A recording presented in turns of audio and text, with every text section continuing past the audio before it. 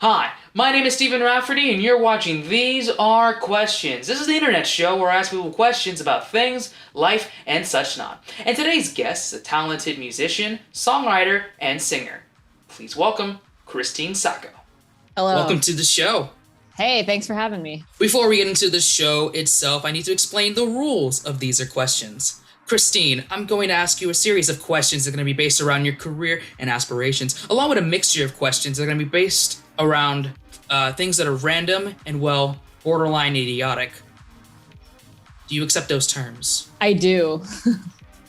Awesome. So, Christine, are you ready? I think I am. I'll take that thinking. I'll take it. Internet, are you ready? Okay, then take that as a yes. With that, let's begin our interview. So I would like for you to introduce yourself and explain a little bit more about yourself and explain why you made the decision to move to California and pursue music full time. My name is Christine Sako, and I am a musician. For the purposes of you interviewing me today, I'm a musician. I grew up in Bloomington, Minnesota, which is just a suburb outside of Minneapolis, and I moved to San Diego, California in 2012. The main reason I moved here was because the winters are not sub-zero, which helps with my psyche and my physicality. I just couldn't take the winters anymore. And ever since when I grew up, I would watch Laguna Beach and the hills and all of that stuff. And I always just thought it would be the coolest thing to live in California. So that's what happened. That's pretty cool. I hope you like my little shirt. I made it specifically for you because it's palm trees. Beautiful. I love it. Thank you. I didn't notice it, actually. I'm glad. Since you're a California, I guess traveler / native now. And as a Floridian, we have one thing in common: palm trees. Palm trees, yep. The one thing, yeah. Shout out to the trees. Yep. Shout out to the palms. My next question is, I would like for you to pick a number from 1 to 10 and explain why you picked that number. 3. Any reason? Because when I was younger, I thought it was the cutest number because it was round. I didn't think it looks like a butt, but I was it's round and cute. And then it became my favorite lucky number. So 3 for sure. Okay. Lucky number 3, the cutest number of the bunch. The cutest number, yeah, it really is. Cool. So I would like for you to remember that number for the end of the season. You may want to write it on a sticky note. You may want to put it on a board wall, or you may want to write a song about the number 3. Maybe how cute the number 3 is. I don't know. But I want you to remember that number for the end of the season because it's going to play a very important role towards the end. So just remember that number. All right. Okay, cool. So while researching more about you, I saw that you have a degree in mathematics, which is really cool. You can say that there's a lot of similarity between music and math. Do you think that learning in mathematics have maybe prepared you or helped you in creating your music? I will say, because I know a bit about music theory and stuff too. So I think that the tie-in between obviously time signature and stuff like that, is very good for the technical aspect of very well composed, structured music. I also have a fair amount of OCD. So I just have a very rigid way that I like to compose music and the way that I write. And I think that is the same affinity that I have for mathematics. I don't know how much people often ask me if the math ties into the music and stuff, but I think that it definitely helps from a time and beat standpoint. But I think that I like to keep them separate parts of my brain, to be honest, because I don't want it to be too technical. You know what I mean? And if you get really into math and science and that part, it gets to be very predictable, if you will. It could be.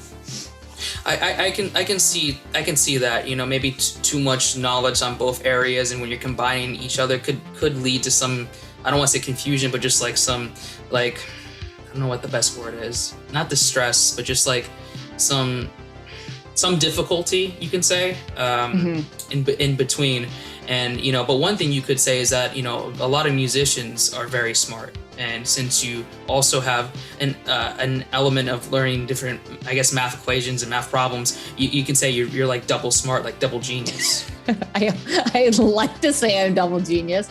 I should get a tattoo of double just like double genius. I got my forehead. Oh, that'd be great. Please don't do it on your forehead. Oh my goodness, please no, I don't want to be the cause of that. If you decide to get a double genius tattoo, like maybe like on an area like that won't affect like future stuff. I mean, everything is going to be futurely like everything's going to get wrinkly at some point in Saggy. So okay, fair enough. I mean, if you decide to, let me know. I will put it on the show. I'll put a picture. Oh man. But I don't encourage it. Please don't. Like, don't do it if you don't want to. Fleeting moments. Fair enough. So you gotten a chance to perform in a lot of different places and got to work with some different bands and do your own independent music. And, you had one of your bands called Now, which is a great name for a band. You've gotten the chance to open for some big performers and big bands such as Paramore and Paper Route. Is there a band that you either want to open for or maybe headline with in the future? I would say, like, if I had like a moonshot band, it's not going to happen, but it would be like awesome, I would probably say Tegan and Sarah, just because they're awesome. And I've obviously been into them, obviously been into them for a very, very long time. I think like the way that their music evolved is really awesome. And I just think that tour would be amazing. And like just the crowd would probably be more along the lines of the kind of crowd that I would want in my audience. And then for a more realistic, possibly answer, I don't know if you know, but there's a band out of Ontario. I think it's Ontario, Canada, called the Zolas, and they've been my favorite for a very long time. And I've seen them. They've been to San Diego once, and I saw them the one time they came here. And they're just, I know the keyboardist, and he's like a really cool guy, and they just seem very chill. That would be awesome. And don't doubt yourself. You never know. Like, you shoot for the stars. Like, you never know who you're going to connect with in the future. Well, I did never think I would open for Paramore, so that's fair. Yeah. Like, what are the chances? Like, don't knock yourself short, Like, I guess I think those days are over, though. What? They're never over. Okay. Always manifest. Things right. Always change. You're right. You're right. Look at the possibility. We're interviewing halfway across the world through an online internet program during a pandemic. During a pandemic. So, like, what are the chances of that? You know what I mean? That's true. Very true. So you never know. Do you think that Link from The Legend of Zelda can do a kickflip? Yes, absolutely. Like, without a doubt. Like, yeah. Absolutely. He could probably do like a sword thing in the middle of it too. Like, there's a lot he could do. I know for sure. He could do like a multiple like kickflip, vario flip or whatever, and then do with something like the shield. There's got to be like he'll do this with the shield while it's happening. But yeah, I can see it. He can use the shield as his board though, as he's going down the mountain. That is true. Did you know in Breath of the Wild he can do that on on the snow? He can jump. Actually, I think you can do it on the grass too. You can jump off and like slide on your shield. So yeah. Okay, so yeah, there you go. That's exactly how he's gonna do his kickflip. 100%. Absolutely. Now I want a Legend of Zelda like Tony Hawk Pro Skater now. I'm sure there's like a secret character. I mean, there was Spider-Man as a secret character, and Boba Fett was a secret character in Tony Hawk's Pro Skater. Also, Gene Simmons was also a playable character. I did know that. I did know that one. Yep. Good stuff. There's a few of them. So, hey, maybe for the next game, Legends of Zelda. That'd be awesome. Link from Zelda. Yeah. Yeah. If you had the chance to form a super group, who would be your band members and what instrument would they play? They don't necessarily have to be musicians, but just like, who would be your super group? It sounds like, I feel like I would be like in a boy band. No, I'm just kidding. Oh.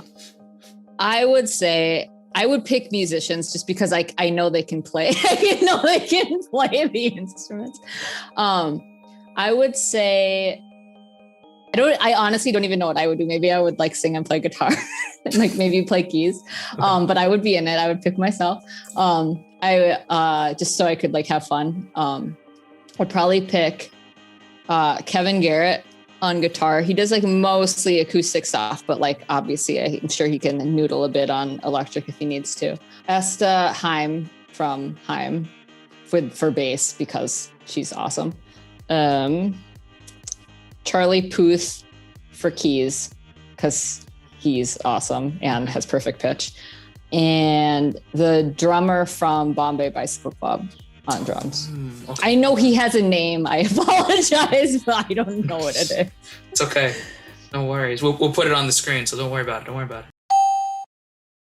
Great, yes. And sorry for not knowing his name. Okay. And then what would be like if on the fly, what would be the band name? Oh,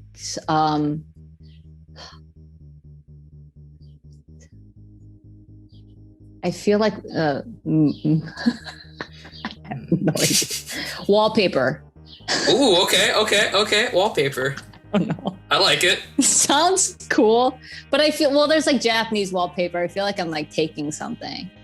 I don't think so. Cinder. No, that's a band, isn't it? That's a band, yeah. That is a group. I was gonna say the Roots. This is getting bad. I'm just naming other bands now. It's not great. Yeah, I'm gonna stick with Wallpaper. Okay, we'll stick with Wallpaper. Hopefully, no one has taken that band name. Paint Chip. Okay.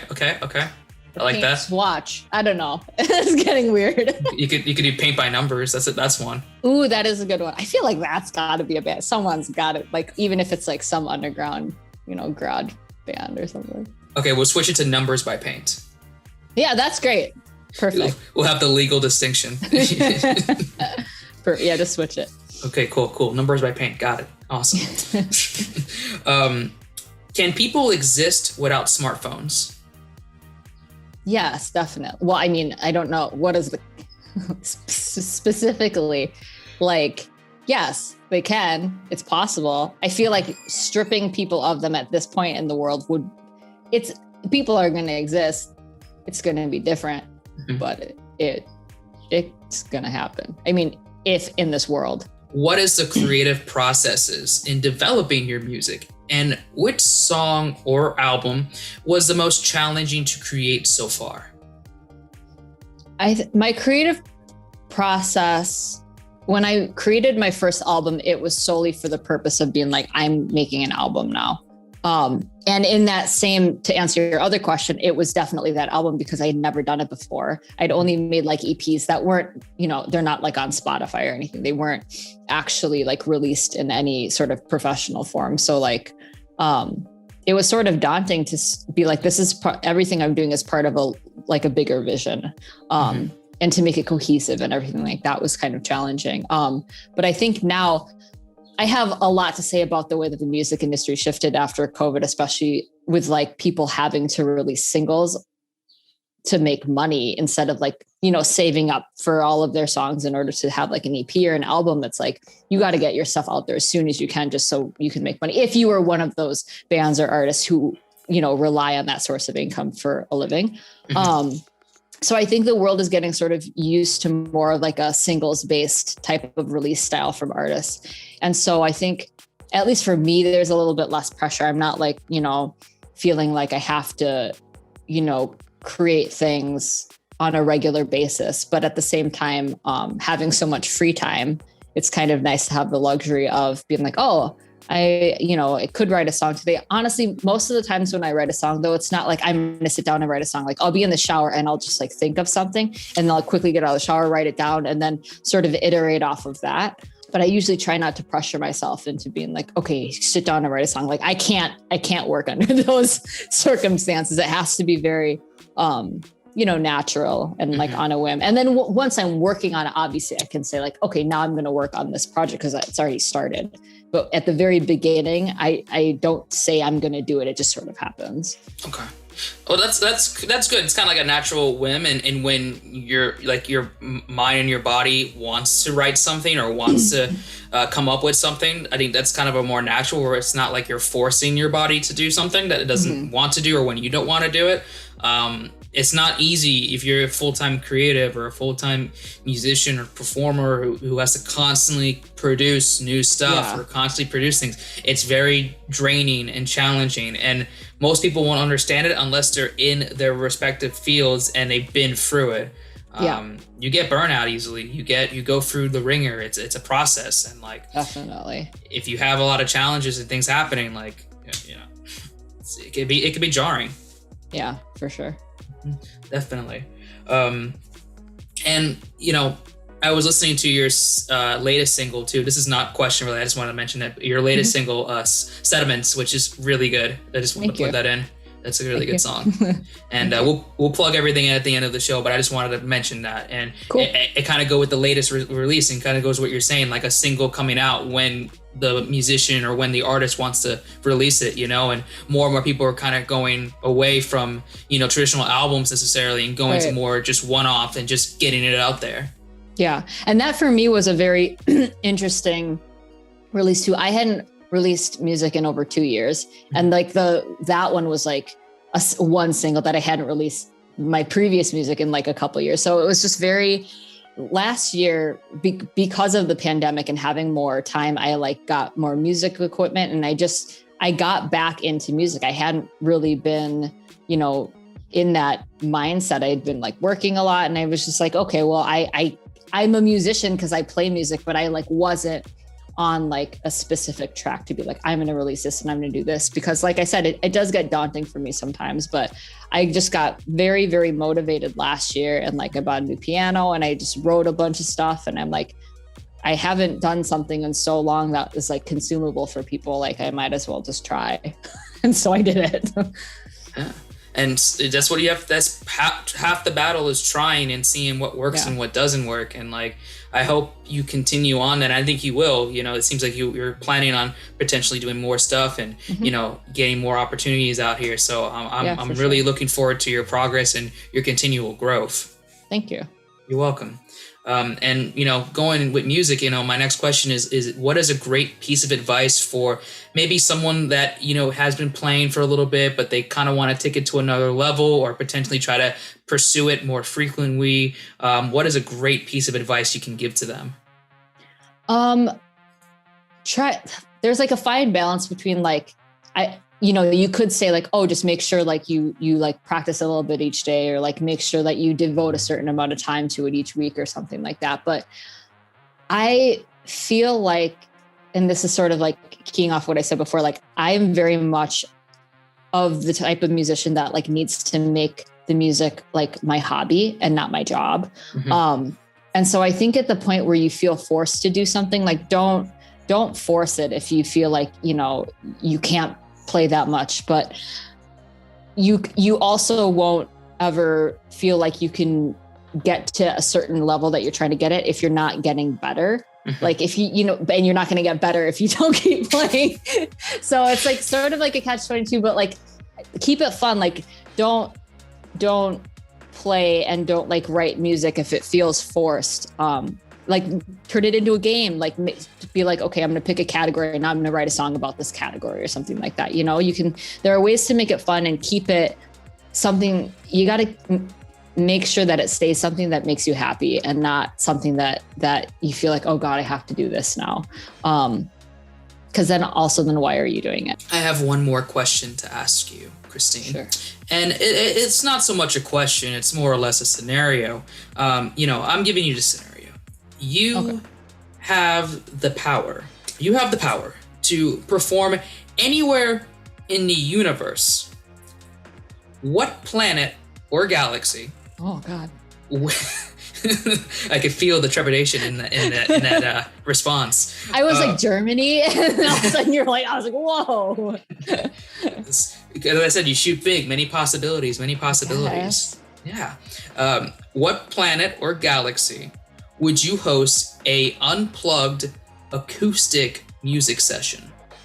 I mean, is this safe? Like, are we guaranteed to like not explode or something like when this is happening? Let's just say we have all the technology. All the necessary? Yeah, all the necessary things to not explode. Honestly, like, poor Pluto. got the short end of the stick, or whatever the phrase is. Like, it got nixed from like everyone's education as being like the ninth planet. So I feel like Pluto, because like the forgotten brother of, you know, everyone else, you gotta like shout out to Pluto. Mm-hmm. Oh, that's what I would name my band. Pluto. Right, I'm writing down now. Pluto, comma, the forgotten brother. The forgotten brother. I love it. Okay. Anyway. Wrote it down. Yeah. I mean, I feel like the acoustics that far away would be just like weird and probably sound a little bit, you know, spacey. It would be technically the tiniest concert in the history of the universe. Yeah. Can't wait. You know, take that, NPR, with your tiny desk concert. Yeah. I beat NPR. We got to get some bookshelves and stuff in there. We'll get like a tiny little shelf with your tiny concert. It'll be the Tiny Universe concert. I'll be in the shelf. Oh. It'll be like, yeah, for sure. I'm going to play on the shelf. Play on the shelf. That could be the next single right there for your band, Pluto the Forgotten Brother. Yeah, on the shelf. Oh, that's a complicated. It's going to be like Fall Out Boy with their really like 12 word long song titles, which don't make any sense to me still to this day. But. No, it doesn't. I think that's what their thing is. That's what it works though. They make millions off their long convoluted titles. I think the music doesn't hurt. That part doesn't hurt. I think the music helps. A little bit. It's all about the titles. It's the titles. It's all about the title. Oh, I would kill it. I would kill it if it was just that. I'd be a millionaire. You will be in the future. Yeah, you're right. Yeah. Well, if you look at my invisible watch on my kind of hand thing, whatever you want to call this thing, that's it for our interview. Christine, it's been a pleasure. And this is your time. Anything you want to promote, anything that you want to say, final thoughts, this is your moment to shine. I am re-emerging as a musician in this year. I released a single on January 1st called Sediments. It's still kicking. It's still there if anyone wants to listen to it. It's a slow jam. It's like a little lo-fi hit. And then I should have some more music coming in the next couple months. And I'm super excited about it because I think it'll be different, but also like very of my what do you call it? Like your style, like my style. Not personality. It would be like it's my style. It's like my music style. It's like my OG music style, but like, yeah. So I'm excited about it. That's it. That's how you describe it. Yeah. Like that. That's exactly it. Yeah. And then hopefully more later on and for the rest of my life. That's right. That's right. So for everybody that is watching, thank you. You've been watching These Are Questions. Good night, everyone. Good night. Or good morning. Good morning. Good afternoon. Good times. Good times. The Good Times show. Yeah. Remember that from the 70s? Don't. Me either, but somebody does. My audience is not old enough. Who knows? Who knows? Who knows? Who knows? It'll be a good time, though. Yeah, it will. It's for sure to be a good time. That's right. This interview is a good time. It is. Best time.